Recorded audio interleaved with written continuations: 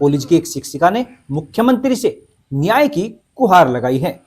शिक्षिका का आरोप है कि वर्ष 2022 में चयन के बाद से उन्हें मानसिक उत्पीड़न का सामना करना पड़ रहा है। शिकायत के बावजूद पुलिस ने कोई ठोस कार्रवाई अब तक नहीं की। आज हमारे साथ वही शिक्षिका मौजूद हैं जो सीधे अपनी बात रख रही हैं। सबसे पहले मैम आपका स्वागत करता हूं, भास्कर समाचार पर आप आए अपनी समस्या को लेकर। स्वागत है। अच्छा, आपका चयन हुआ मैम, कब हुआ और किस प्रक्रिया के तहत आपका चयन शिक्षक के पद पर हुआ था?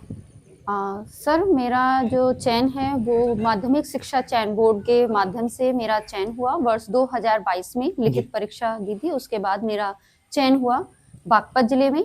और जैसा कि अभी आपने बताया कि बागपत जिले में मेरा और हजारीलाल मेमोरियल इंटर कॉलेज खेला में मेरा गृह विज्ञान के पद पर मेरा शिक्षिका के रूप में मेरा चयन। अच्छा, गृह विज्ञान के पद पर आप वहाँ कार्यरत हैं? जी। मैं जानना चाहूंगा कि चयन के बाद आपकी जब नियुक्ति हुई उस समय कार्य परिस्थितियां कैसी रही वहाँ पे? सर, जब मेरा चयन हुआ उस समय कुछ टाइमिंग तक तो माहौल ठीक रहा, मेरी एक नई नियुक्ति थी, लेकिन कुछ समय के बाद से ही वहाँ के जो प्रधानाचार्य थे उस समय के श्री राजेंद्र सिंह भाटे जी, उनके द्वारा मेरे साथ अश्लील हरकतें उन्होंने करनी शुरू कर दी थी। मानसिक उत्पीड़न उनके द्वारा किया गया और बहुत सारी उनकी इच्छाएं थी जिनकी वो पूर्ति करना चाहते थे वो।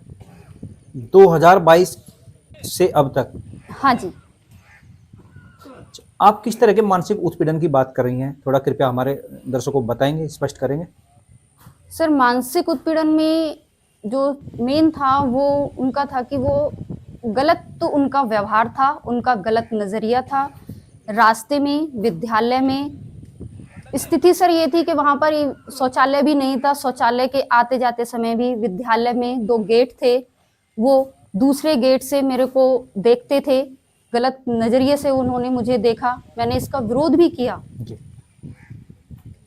आपने कॉलेज प्रबंधक पर गंभीर आरोप लगाए हैं, क्या आप बताना चाहेंगे कि मामला कब और कैसे शुरू हुआ? थोड़ा, क्योंकि शुरुआती दौर में आप वहाँ पे पढ़ाने जाते थे, जैसे आपने बताया आप गृह विज्ञान के वहाँ पे अध्यापिका है।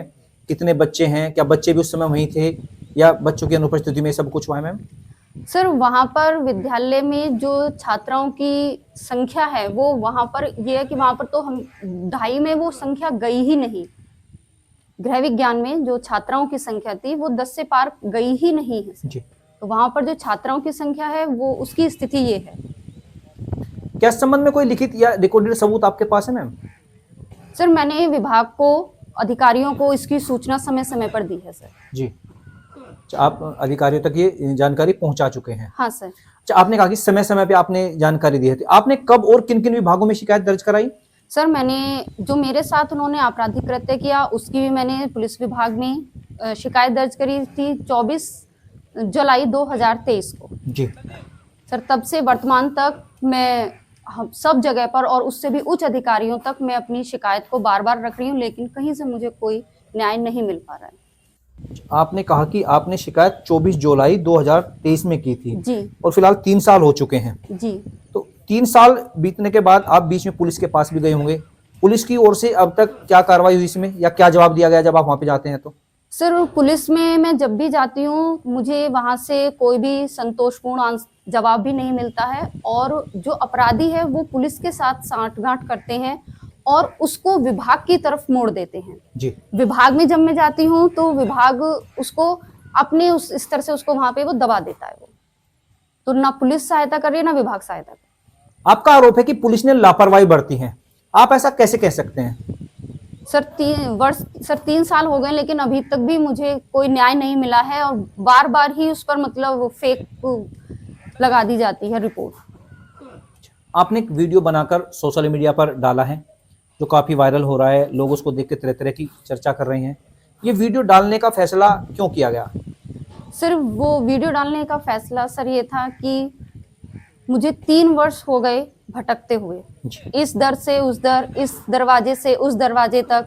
मैंने हर विभाग में हर अधिकारियों से सर मैंने सबसे अपील करी, लेकिन अभी तक सर मुझे 3 वर्ष हो गए लेकिन अभी तक मुझे न्याय नहीं मिला है। उस कृत्य का जो उन्होंने मेरे साथ विद्यालय प्रांगण में करी रास्ते में करी, सुनसान स्थान पर उन्होंने मेरे साथ करी है, लेकिन अभी तक मुझे उसका न्याय नहीं मिला है। सर उसी के लिए मैंने 12 तारीख को मेरा धरना है। मैं राष्ट्रपति, क्योंकि यहाँ पर कोई ऐसा व्यक्ति नहीं मुझे अभी तक मिला जिसने मेरी पीड़ा को समझा हो। कोई ऐसी मुझे महिला नहीं मिली, कोई मुझे ऐसा अधिकारी नहीं मिला जिसने मेरी पीड़ा को समझा और मुझे न्याय दिलाने की उन्होंने कोशिश करी। चलिए मैम, कहीं ना कहीं देखिए आप परेशान मत होजिए, क्योंकि अभी फिलहाल जो प्रदेश में भी सरकार है, आपने योगी बाबा से तो गुहार लगाई है और कहीं ना कहीं हम उम्मीद भी करेंगे कि सरकार भी आपकी बात को संज्ञान में जरूर लेगी और जिले के जो आला अधिकारी हैं वो भी आपके मामले को संज्ञान में जरूर लेंगे। अच्छा मैम, ये थोड़े जानना चाहूँगा कि अभी फिलहाल आप स्कूल जा रहे हैं या नहीं जा रहे हैं? नहीं सर, मुझे पिछले महीने दिसंबर माह में उन्होंने मुझे सस्पेंड भी कर दिया है जी। सितंबर 2025 में जिला विद्यालय निरीक्षक महोदय द्वारा मेरा जो संबंधीकरण था उसको हटा दिया गया और मुझे वापस उसी संस्था में भेजने के लिए पत्र निर्गत किया है। लेकिन मुझे ये नहीं समझ में आया कि ऐसा क्यों हुआ। वहां पर वर्तमान स्थिति विद्यालय की यह है कि वहां पर कोई भी अध्यापक नहीं है। 3 पुरुष अध्यापकों का स्थानांतरण करा दिया जाता है जी। एक को वीआरएस दे दिया जाता है, एक को है वरिष्ठ अध्यापक हैं उनको सस्पेंड कर दिया जाता है जी। तो ऐसी शासन प्रशासन या किसी स्तर पर ऐसी कौन सी उनके सामने है कि वो वापस एक महिला को उसी व्यक्ति के सामने भेजना चाहते हैं, उसी विद्यालय में भेजना चाहते हैं, उसी प्रांगण में भेजना चाहते हैं जिस विद्यालय में पहले उस महिला की अस्मिता के साथ छेड़छाड़ करी गई हो। तो सर मैं अपनी अस्मिता को बचाना चाहती हूँ। मैं मेरी समाज से ऊपर ईश्वर से सबसे मेरी ये प्रार्थना है या मेरी उनसे गुहार है कि मुझे मेरी अस्मिता को बचाया जाए। मैम, अभी आपने बताया कि कई टीचरों को वहां से स्थानांतरित कर दिया गया, किसी को सस्पेंड कर दिया गया। आपके साथ कितने वहां पर अध्यापक कार्यरत थे फिलहाल और अभी फिलहाल कितने हैं? सर जब मेरी नियुक्ति हुई थी सर मैं वहां पर एक अकेली महिला शिक्षिका हूं और मेरे अलावा वहां पर 5 पुरुष अध्यापक थे जी। 5 टोटल 6 अध्यापक थे जी। तो अब फिलहाल कितने हैं मैम? सर वहां पर एक जो मेरे साथ जिनकी जब मेरी नियुक्ति हुई थी उस समय पर जो विद्यालय में अध्यापक थे सर वो तो सब जा चुके। 3 का स्थानांतरण हो गया, एक का वीआरएस दे दिया गया और एक को सस्पेंड कर दिया गया। वर्तमान में सिर्फ एक वहां पर एक नए नवयुक्त शिक्षक हैं, वो वहां पर हैं और मैं उनके बारे में जानती नहीं हूँ, मैंने सुना है। चलिए, एक आपने कहा कि उस समय 6 थे टोटल, अभी आपके अलावा सिर्फ एक शिक्षक और है। मैम, इतना बड़ा कॉलेज, इंटर कॉलेज की हम बात कर रहे हैं, क्या उसमें सिर्फ 2 शिक्षक काफी हैं आपके हिसाब से? सर नहीं, और सर मेरा तो वैकल्पिक विषय है। जो मुख्य विषय थे, जिन 5 अध्यापकों विद्यालय में चले गए हैं, स्थानांतरण से गए हैं, चाहे वीआरएस से गए हैं या सस्पेंड करने, सर उनके मुख्य विषय थे। यही मेरी सरकार से भी गुहार है या प्रश्न है मेरा कि उस विद्यालय को शिक्षक विहीन क्यों किया गया, क्योंकि वहां पर छात्रों की संख्या है ही नहीं। और इसका रिकॉर्ड ऐसा नहीं है, मेरे पास पूरा रिकॉर्ड है उसका, पिछले 10 वर्षों में भी वहां पर नहीं है, पिछले 3 सालों का 4 सालों में वहां पर बिल्कुल ना के बराबर वो है। मैम, जैसे आपने बताया कि अध्यापक वहां पे नहीं है, तो जो बच्चे हैं संख्या भले कितनी भी हो, लेकिन उनकी पढ़ाई का कैसे मैनेज हो पा रहा है मैम वहां पे? सर वहां पर पढ़ाई नहीं कराई जाती, वहां पर धन की उगाही कराई जाती है जी। तो आपका कहने का मतलब ये है कि जो शिक्षण संस्थान वो चला हुआ है उसमें काफी गड़बड़ का आप आरोप लगा रहे हैं। आपने अभी बताया कि आपके साथ पहले भी वहां पे छेड़छाड़ की जा रही थी, तो और अब फिर आपको दोबारा वहीं भेजने का प्रयास किया जा रहा है। वीडियो वायरल आपका हुआ, काफी लोगों ने उसको देखा। वीडियो वायरल होने के बाद क्या प्रशासन या पुलिस की ओर से आपको कोई कार्रवाई की उम्मीद लग रही है?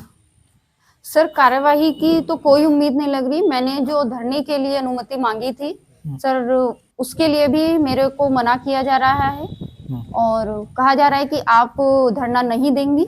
सर मुझे उसके लिए रोका जा रहा है। तो किसी ने वीडियो देखने के बाद आपसे संपर्क किया मैम? LIO वाले सर हैं वहां से, उन्होंने संपर्क किया आपसे जी। अच्छा मैम, अभी आप जैसे आपने मुख्यमंत्री से मांग की, तो आप मुख्यमंत्री से क्या मांग कर रही हैं उस वीडियो के आधार पर? सर उसमें मुख्यमंत्री जी से जो मेरी गुहार है वो यही है कि योगी मोदी जी की सरकार में कहा जाता है कि बेटी बचाओ बेटी पढ़ाओ। जब योगी जी की सरकार में एक महिला शिक्षिका ही सुरक्षित नहीं है तो एक शिक्षिका आगे आने वाली जो पीढ़ी है उसको कैसे सुरक्षित करेगी। आपका अभी जो फिलहाल वीडियो अगर प्रशासन देख रहा हो मैम और आपको सुन रहा हो तो इस वीडियो के माध्यम से आप उनसे क्या अपील करेंगे? सर मैं तो सामाजिक संगठन के जो गणमान्य हैं उन सभी से मेरा ये अनुरोध है कि वो मेरी इस पीड़ा को, मेरे साथ जो ये अन्याय हो रहा है और जो हुआ है, जो मेरे साथ आपराधिक कृत्य हुए हैं, उन सबसे मुझे न्याय दिलाएं। आप कोई बात आपकी रह गई हो मैम, कुछ और अपनी तरफ से कहना चाहते हो हमारे चैनल के माध्यम से, तो आप स्वतंत्र है, आप अपना पक्ष रख सकते हैं। सर एक ये था कि मैंने अभी कहा था कि वो जो विद्यालय है वो विद्यालय नहीं है, वो एक धन उगाही का केंद्र है। सर मेरे खुद सैलरी अकाउंट से 2 अकाउंटों में 45 हजार रुपए ट्रांसफर कराए गए। मैंने खुद अपनी सैलरी अकाउंट से 45 हजार 2 अकाउंट थे वो मैंने ट्रांसफर करे। और सर जो मेरी सबसे अपील है और मेरी राष्ट्रपति महोदया जी से जो अंत में अपील है वो मेरी है कि वो मुझे इच्छा मृत्यु की अनुमति मुझे प्रदान करें, क्योंकि मैं और मेरा पूरा परिवार इस पीड़ा से गुजर रहा है और मैं उनसे इच्छा मृत्यु की अनुमति चाहती हूँ। चलिए देखिए मैम, कहीं ना कहीं हमें आपको भी एक थोड़ा सुझाव देना चाहेंगे कि इच्छा मृत्यु, क्योंकि मृत्यु को गले लगाना समाधान नहीं होता।